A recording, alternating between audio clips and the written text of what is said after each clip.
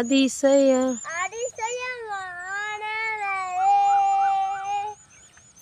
சருக்களிலும்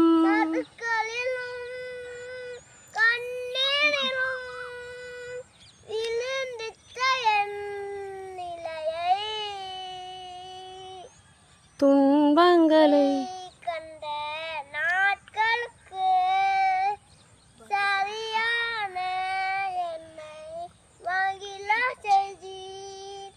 ஆச்சரியமானவரே, என் வாழ்வின் அதிசயமானவரே, ஆச்சரியமானவரே, அதிசயமானவரே. ஆமென்.